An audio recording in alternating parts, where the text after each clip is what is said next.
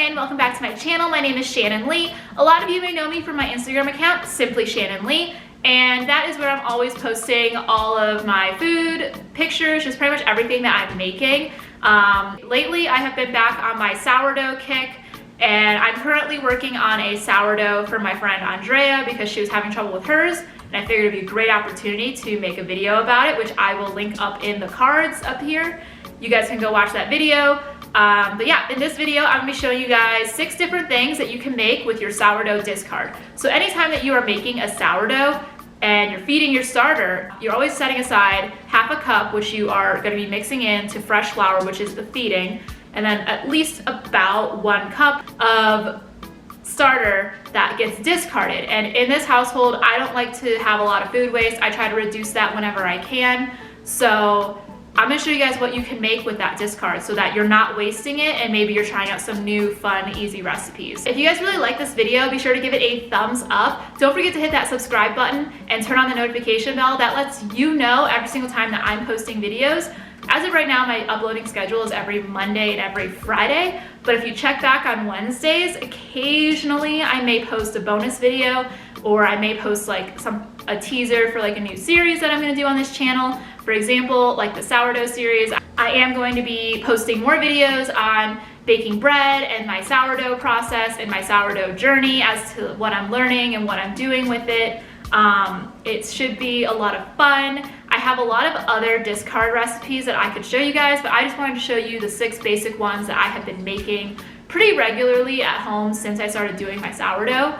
And yeah, these are the ones that I really love. They're really easy, they're kind of basic. So let's get into the video because I have talked way too much and this intro is too long. So the first recipe that we are going to make is some sourdough discard crackers. We're gonna start off with 1 cup or 113 grams of flour. I am just using all-purpose flour even though the recipe calls for whole wheat, but this should be fine.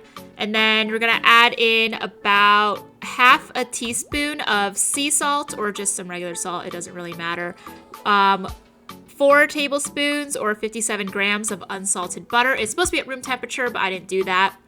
And 1 cup of your sourdough starter. I know mine looks a little weird, but whatever, we're just gonna go with it. It does the job. So next we are going to add in 2 tablespoons of dried herbs of your choice or whatever flavorings you want to do. I think mine was basil, oregano, garlic, and salt. But obviously, as you can see, I kind of ran out and I ended up pulling out some of my Italian seasoning to kind of make up for it to make sure it would equal about 2 tablespoons. Using the dough hook on my stand mixer, I am just going to let this knead the dough until it forms a nice dough ball. If it's too dry like mine is here, you can definitely add in like another teaspoon of water, but just do it very carefully and only add in a little at a time. If you don't have a stand mixer, you can totally knead this by hand and it'll work. As you can see here, I needed to take mine out and start kneading it by hand a little bit, and this was perfectly fine. At this point, I took out some plastic wrap and I am going to split this dough into 2 equal-ish parts, and then you're gonna wrap it up and refrigerate it for about 30 minutes before you bake. With my second dough ball, I decided not to wait and just make it right now. So I added in some extra Parmesan cheese and I'm just gonna knead this in. It took a little bit longer just because the cheese wasn't exactly sticking, but it's totally fine. You can add in more flavorings here if you want to. I am also going to take my silicone mat and lightly flour it and slowly roll out this dough. As you can tell, it kind of springs back a little bit, but that's just the sourdough. That's just what it does. And I'm trying to roll it into more of a rectangle shape, but clearly it's not working. But just do your best. It doesn't have to be perfect. These are just some crackers and they're going to be super yummy anyway.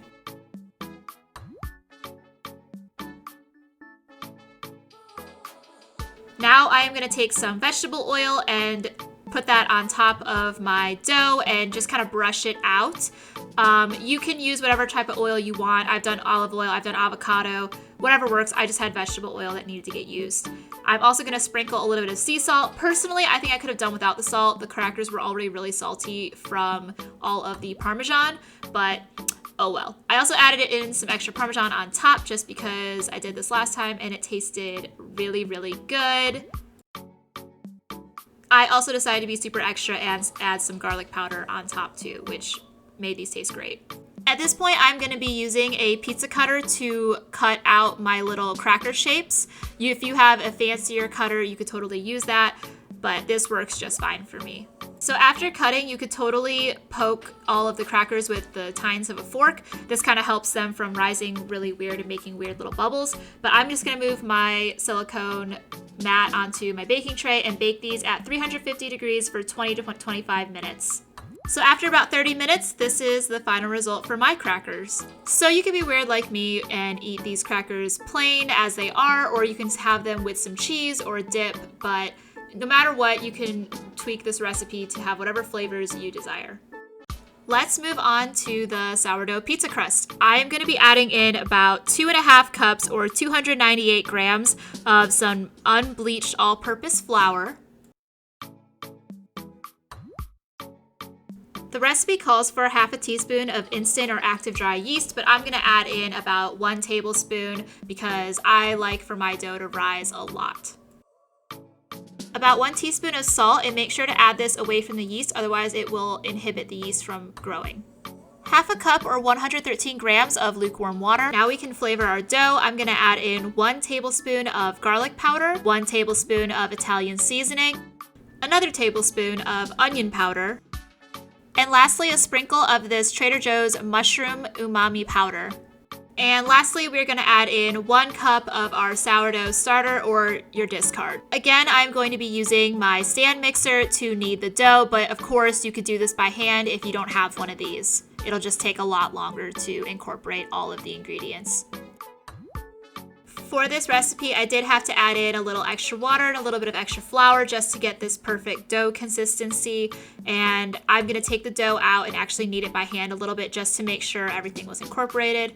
Say hello to my boyfriend in the background. But yeah, I'm just gonna knead this by hand for a little bit and then we will let it proof. I am going to let this dough ball rise for about 2 hours in a greased plastic container until it is doubled in size. I personally like to proof all of my dough in the oven with the oven light on. The oven light provides a little bit of warmth, and I make sure that the oven is not actually turned on so it doesn't like melt any plastic bowls or anything, but this works. So this is what my dough looks like after 2 hours. I probably let it sit a little bit longer. As you can see, it definitely rose. You can see the bubbles on the side of the container. This is absolutely perfect and it is ready to use. So first off, what I always do is I always punch it down a little bit just to get out some of those air bubbles. And I am going to put this dough onto my greased pizza sheet, and I'm just gonna start pressing it into the edges of my pan to the shape that I want for my pizza. After we are done pressing the dough, we're gonna let it rest for another 15 minutes. Then we can start adding on our sauces and toppings. The sauce that I'm going to be using is just some olive oil, fresh minced garlic, and fresh parsley. And I'm just going to brush this all over my pizza. I'm also going to brush some oil on the edges of my pizza, like the crust area, because if I don't do this, it's not going to brown. Once I am done with that, I am choosing to add in some of this plant-based Parmesan. It is actually vegan friendly, so I'm just going to sprinkle that all over the pizza. So for the toppings, I have already sliced some yellow potatoes, zucchini, and yellow squash. And as you can see, I am just going to be layering them kind of like ratatouille. And I'm gonna be doing that all around the pizza. I have never actually done this combination on pizza before, and I thought it was really interesting because I've been seeing a lot of this like on Pinterest and on Instagram. So I figured I was gonna try it this time, and I'm really, really pleased with how it looks and how it tastes. So I'm excited to, show you guys me making this today.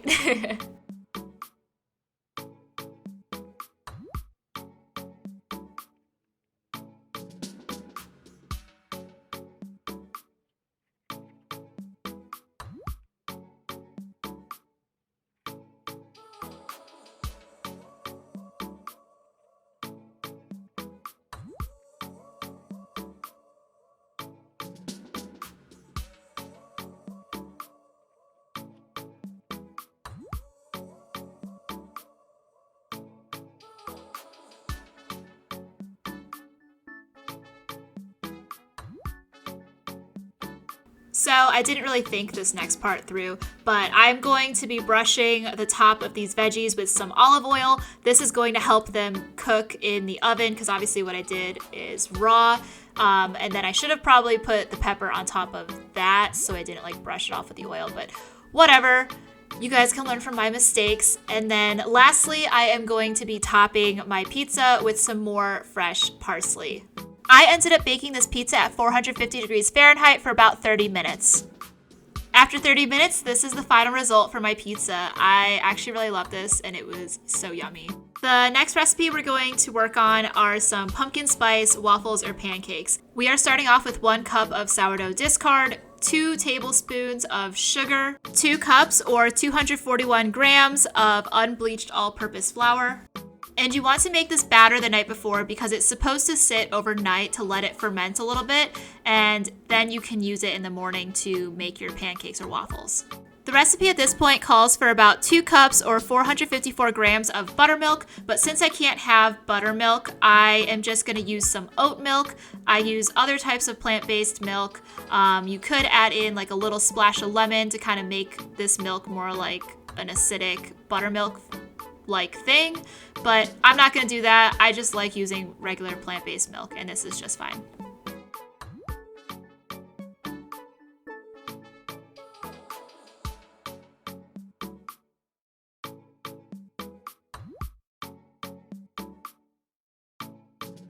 And that is all you need for your overnight sponge. So you're just going to whisk this up and then cover it and place it somewhere that you're not going to forget about it. Sometimes I place mine in the oven. I don't leave the oven light on like I do for proofing. I just leave it in the oven.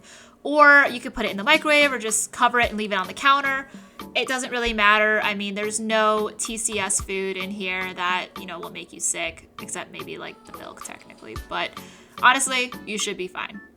And then we'll come back in the morning and start working on the batter. Oh wait, the fun part, I forgot. I'm definitely going to flavor this batter because I've done it before just plain and it was really, really plain and bland. So I'm adding in some pumpkin pie spice. As you can see, I'm adding in a lot because this recipe is very, very bland. And then I'm also gonna add in some pumpkin pie extract. I found this at the store and I'm like, this is perfect. I'm gonna use it. If you guys saw in my last video, I did use it in my vegan Battenberg cake. And I'm just gonna mix this up a little bit. And I kind of just do like the sniff test. Like I just smell it to see if it's ready or not. And I felt that I wanted to add in some extra flavor. So I added in another, probably like a tablespoon of some of my homemade vanilla extract just to add something else to it, you know? And to be honest with how much flavoring I added to this batter when I made it, it actually still was like slightly kind of bland. So that kind of sucked. And at this point, if you want, you could also add in about a tablespoon or 2 of some pumpkin puree. I didn't realize that I had that until the next morning, so you'll see that in like another clip. But I did add in about 2 tablespoons of pumpkin puree. Now would be actually the perfect time to add it in if you have that too. So the next morning, as you can see, that is what my sponge looks like. It's definitely a little bubblier, and I do have my little pumpkin puree can right there. I'm gonna add some of that in too. I am whisking up some melted vegan butter. I did about 4 tablespoons or 57 grams. You could also do 1/4 cup or 50 grams of vegetable oil. Some type of oil based thing for this would be perfect. And I am also going to be adding in 2 large eggs. I'm going to try to whisk this, but it got a little messy, so I just like threw it into the bowl and just kept going with that. So I totally forgot, and apparently you're also supposed to add in 3/4 teaspoon of salt and 1 teaspoon of baking soda, which would make sense why we were supposed to do the buttermilk, because that'll help it rise. But I didn't add that in today, and let me just say the waffles turned out just fine. I have my waffle maker ready. I am going to use some Pam spray just to make sure that these don't stick. And then I am pouring about 1/2 cup of my batter onto my waffle tray. That is just what the instructions say for my particular waffle maker are, but if yours says something different, then follow yours.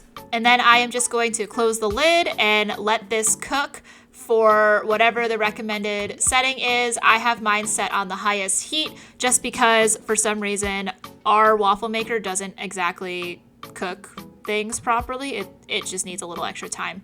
So yeah, you guys are just gonna watch my waffle steam and me running around in circles. So yeah, enjoy.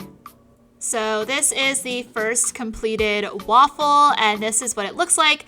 Obviously it wasn't cooked to my liking, but I thought it still looked pretty good. And pretty much I'm just gonna continue this with the rest of my waffles. So I'm just showing you guys here what it looks like. Very pretty, very orange because, you know, pumpkin spice.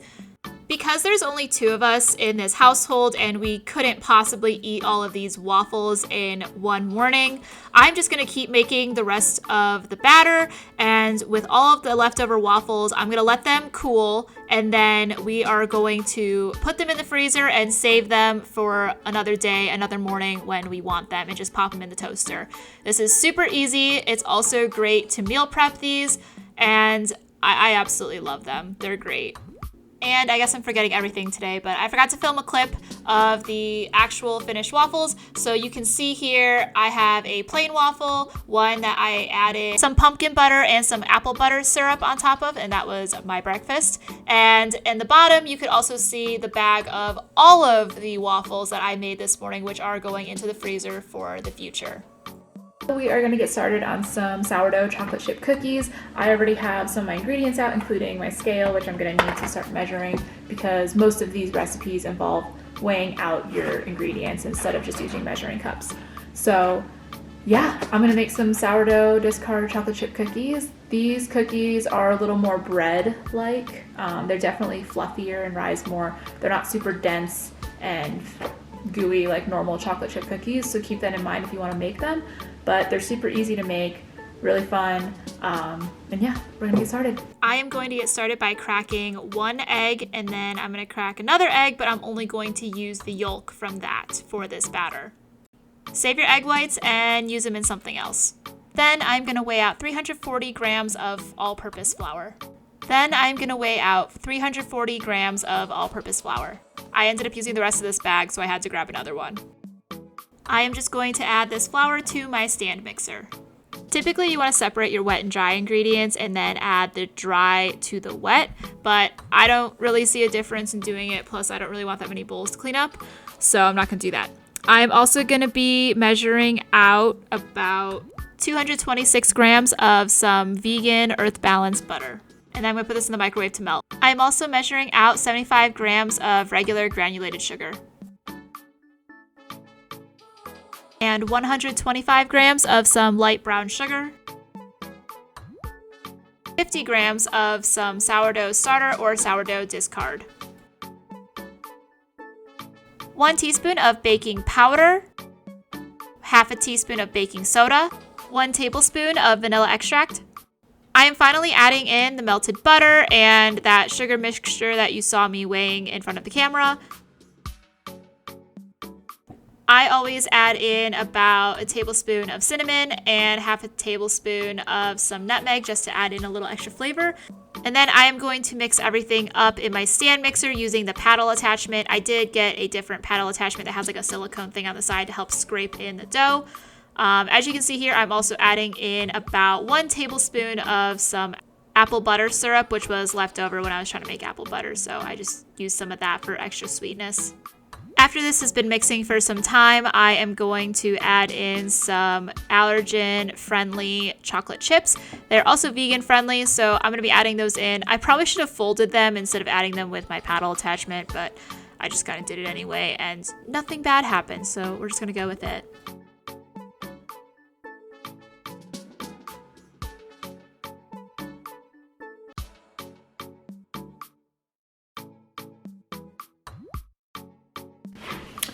So I am popping in again really quick just to say that, so the recipe states that once you make this batter, you're supposed to refrigerate it for at least 24 hours and then bake it at 350 degrees Fahrenheit, and I don't remember how long, and then you'll bake them at 350 degrees Fahrenheit for about 10 minutes. And I believe they're supposed to be really small cookies, so like maybe like a teaspoon, maybe 2 teaspoons in size, probably just a teaspoon. Maybe 1 tablespoon, I don't know. We'll figure it out. But yeah, so I don't want to refrigerate it because I want to make these now. So I'm not gonna refrigerate it for a full 24 hours. I have done it before. I will insert pictures of what they do look like when you refrigerate them for 24 hours or more.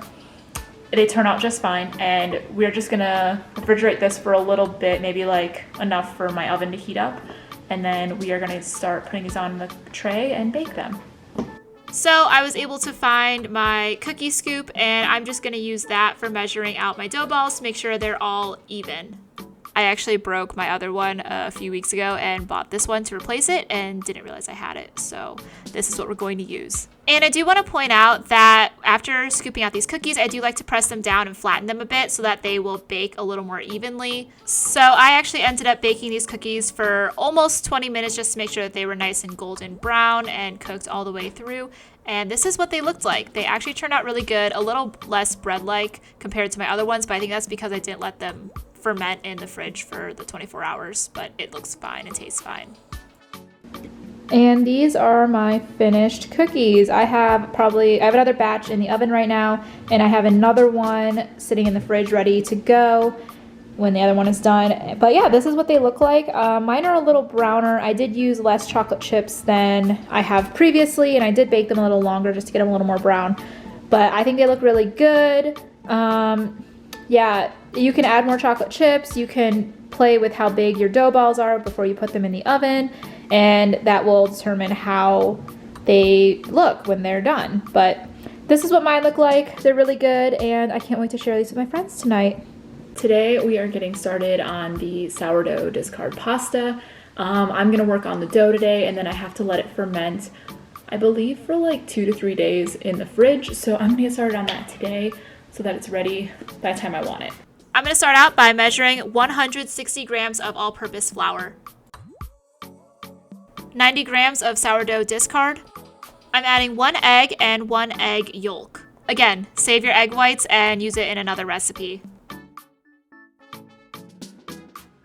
5 grams of olive oil, 4 grams of salt. I am just going to be using the dough hook on my stand mixer, and I'm just gonna let that knead the dough for a while until it forms a nice dough ball, which, as you can see, mine is still a little dry, so I'm trying to mix it in with my hands a little bit more, and it's not really working.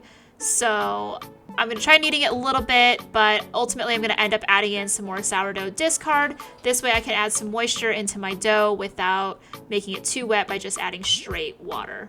I've added extra discard before to my previous batch of pasta, and it worked out just fine. And after all that kneading with the stand mixer, I am just gonna take it out and knead it by hand a little bit just to make sure everything is well incorporated into this dough. So after 2 hours of sitting out, this is what my dough looks like. As you can see, it's definitely poofier. The sourdough definitely rose a bit. But yeah, I'm gonna go put this in the fridge now and let this ferment some more for the next like 2 days. So after letting this dough sit for about 2 days, you can see that it's definitely bubblier and a little bigger than it used to be, so it fermented a little bit more. I am just gonna roll this dough out on a lightly floured surface. I'm only gonna work with half of it at a time, but I believe I might actually cut it into some smaller pieces later as I realize that I want to roll this super thin because last time I did it, mine was way too thick. You can pretty much turn this dough into any type of pasta that you want, but I am just gonna go for some nice, long, kind of more like linguine style pasta today. But this could definitely work if you decide to do other shapes. Just make sure to roll it out really thin and to keep your surface floured and keep turning over your dough so that it's covered with flour. Otherwise it's going to stick and it's gonna be a bit of a problem. I am just using a pizza cutter to cut my dough, but if you have any of those fancy dough cutters, go ahead and use those. Those are really fun, but I don't have those, and this works just fine. So once your dough is cut, you can add the pasta to a boiling pot of water which has been salted and just let it boil for like a minute. Honestly, you probably don't want to do more than that if you rolled it out as thin as I did, otherwise you might overcook the pasta and it will fall apart, kind of like mine did today. Once you're done cooking the pasta, add it to some sauce and plate it up. Pretty easy. This is the final result of my pasta. This time I actually rolled my noodles a little too thin because they all broke. Yeah, it looks a little bit better than last time though, because last time I actually rolled them too thick. So I definitely need to get a pasta roller so I can do this better in the future, but I am pleasantly surprised with how this turned out. And it's super easy. You guys can cut the pasta into any shapes you want. This is just what I chose, and I think it looks pretty good. Now we're gonna get started on the beer battered onion rings. Please excuse my phone. I decided I wanted to make like a little TikTok video of that. So if you guys want to check that out, I'll have the link down below. I already measured out 3/4 cup of all-purpose flour, and I'm gonna do the same with this homemade beer that my boyfriend actually made. We're using his lager, but I actually ended up adding in probably 1.5 cups of this beer in total. The main reason for me doing that was because I wanted the batter to be a little bit thinner because it was still pretty thick. And over here, I'm gonna be adding in about 1/2 cup of my sourdough discard.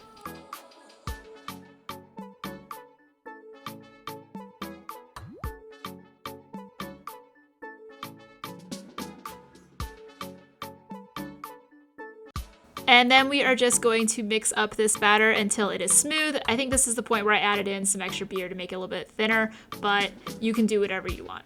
At this point, if you want to add in seasonings, you can. I am adding in some red pepper flakes, some of these Trader Joe's seasonings. I don't know, I just figured they might taste good.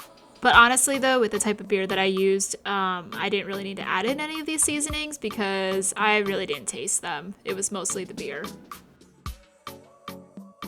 So I already have my oil heating up, but in the meantime, I'm gonna start breading all of my onion rings. First, I'm gonna coat them in some plain flour, and then I'm going to put them into the wet batter and make sure that they are fully coated before I drop them into the hot oil. I don't really recommend baking these instead of frying them. I just don't think it's gonna work out very well because the batter because it's so wet, it's just going to slide right off. And then I just let this fry until they are nice and golden brown. As you can see, this one needed a little bit more time, but the one in this clip looks like it's about ready. So I'm gonna take it out and put it on a cooling rack with some paper towels beneath it to catch the oil. This is a super easy snack, and pretty much you just continue this with all the rest of the onion rings until you are done.